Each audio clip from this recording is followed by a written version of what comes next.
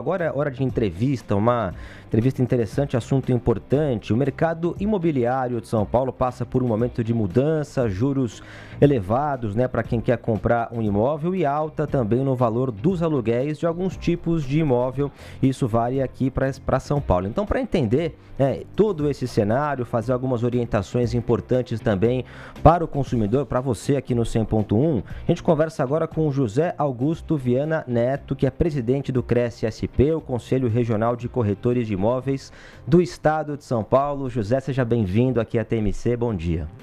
Muito obrigado, Rafael e Fernanda. Prazer grande estar aqui com vocês. Muito bom. Para a gente começar essa conversa então, José, queria te fazer uma pergunta. Nos últimos anos, a cidade de São Paulo passou por muitas revisões importantes no plano diretor, também na lei de zoneamento, que é importante para a cidade.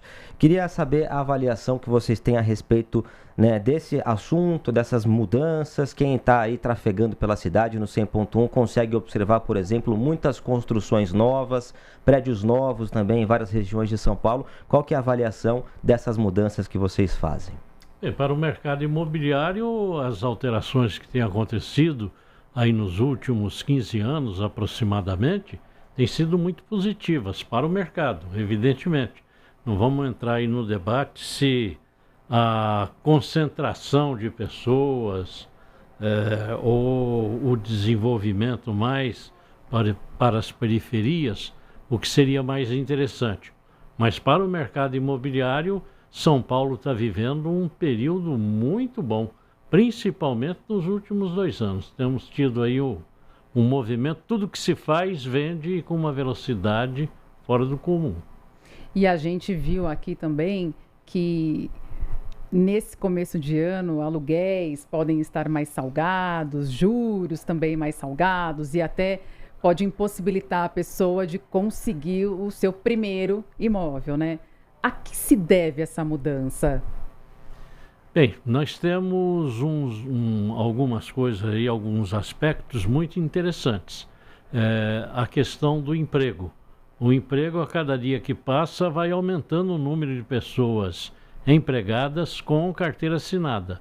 E isso, evidentemente, coloca pessoas no mercado em condições de obter financiamento, porque tem como comprovar a sua renda. Com relação à taxa de juro, realmente ela está proibitiva, porque a Selic a 15% não permite taxas de juros aí que dê acesso às pessoas que mais têm necessidade.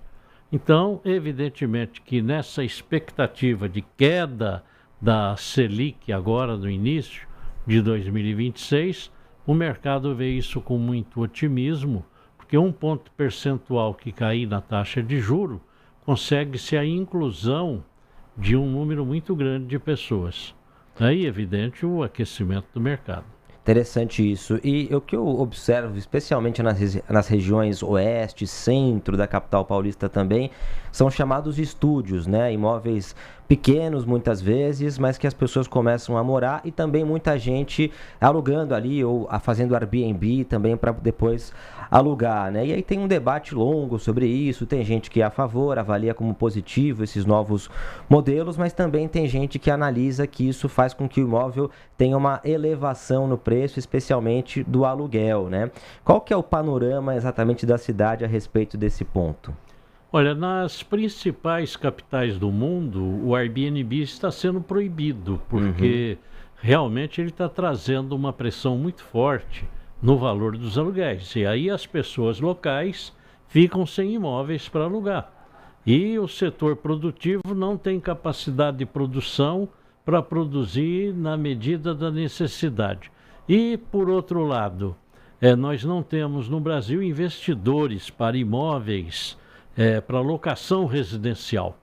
O investidor brasileiro ele foca mais em galpões logísticos, imóveis corporativos, mas o residencial, que tem uma legislação muito rígida e desfavorável ao proprietário, e uma tributação idêntica ao imóvel comercial. Então, isso afasta os investidores e, com isso, é evidente, quem fica precisando de, depende da locação, fica numa situação muito difícil. Mas o assunto que você tocou realmente é uma situação delicada, né? Para os investidores é uma maravilha, porém para a sociedade como um todo não é bom não, é ruim. E como driblar, então, essa situação para a gente já pegar esse gancho? Olha, eu acredito que, em primeiro lugar, uma isenção tributária para pequenos investidores, porque a maioria dos imóveis residenciais, hoje, os proprietários são pessoas aposentadas, que os filhos casaram, ele vendeu aquele imóvel maior, aí ele compra 2, vai morar num e coloca o outro para uma complementação de renda. Então, esse é o perfil do proprietário de imóvel de locação residencial. Se nós tivéssemos uma vantagem tributária para essas pessoas e uma legislação que propiciasse mais direito ao proprietário frente ao locatário, eu acho que estaria mais equilibrado. Nós iríamos ter um número grande de investidores no setor, com isso a oferta aumentaria e certeza que o preço iria cair. E José, um outro ponto bem interessante da gente tocar nessa entrevista aqui sobre programa habitacional, né? Muitos beneficiários, muitas vezes até nem sabem as restrições para a chamada revenda do imóvel, né? Eu queria saber a sua opinião em relação a esse ponto e como que o Cresce-SP também está trabalhando a respeito desse assunto. No passado nós tínhamos um convênio com o Ministério das Cidades, com a Caixa Econômica Federal, com a Caixa Econômica Federal, para a fiscalização dos imóveis do Minha Casa Minha Vida. Hoje ainda atendemos muitas prefeituras no interior de São Paulo, através das Coabs, para poder visitar unidade por unidade e verificar se quem está ocupando é realmente a pessoa que faz jus, ou se algum locatário, ou se o imóvel foi vendido. É importante mesmo. E é evidente que nessas fiscalizações sempre são constatadas irregularidades, que encaminhamos então para a prefeitura para resolver o problema e redirecionar aquela propriedade imobiliária para quem efetivamente está dentro do programa e que precisa. Então é uma dificuldade muito grande. E aqui na cidade de São Paulo, esse problema tem estado aí na imprensa quase que diariamente, tendo em vista o programa que foi desenvolvido pela prefeitura ter sido desvirtuado por uma série de pessoas e empresários que viram aí uma possibilidade de ganhar muito dinheiro, mas que infelizmente dentro de um programa social. Muito bom. E para a gente continuar nos valores aqui, né? Porque o pessoal quer saber, já que a gente começou o ano com esses valores um pouco mais salgado, falando de aluguel, então, e taxas de juros, esse cenário tende a ser um fator temporário ou é algo mais estrutural? Não, é estrutural. A locação, principalmente, não tem jeito. Não há uma luz no fim do túnel. Por enquanto, não há. Nós estamos navegando no escuro.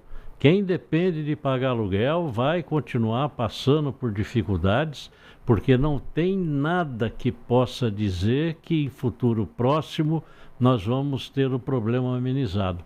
Absolutamente. Então a tendência é de quem paga aluguel pagar cada vez mais caro e, dependendo da questão da taxa Selic, se houver redução na taxa de juro, aí sim consegue-se tirar a pessoa da locação, levando em consideração o seguinte: o programa Minha Casa Minha Vida hoje, ele atende pelo menos 90% das faixas econômicas do país, né? Porque financia imóvel de até R$500 mil, e com uma entrada de 20% e o financiamento em até 35 anos para imóveis até R$500 mil, a prestação vai equivaler aproximadamente ao valor do aluguel. Nos imóveis mais baratos, a tendência é a prestação ficar mais baixa do que o aluguel. Então, o Minha Casa Minha Vida é a única expectativa de atendimento desse público que está dependendo do aluguel. Muito interessante. José Augusto Viana Neto, presidente do Cresce-SP, o Conselho Regional de Corretores de Imóveis do Estado de São Paulo, aqui no Paulista TMC, primeira edição. José, muito obrigado por conversar aqui com a TMC nessa boa conversa importante, né? Por muitos pontos a gente conseguiu aqui trazer para o ouvinte do 100.1. Valeu, obrigado.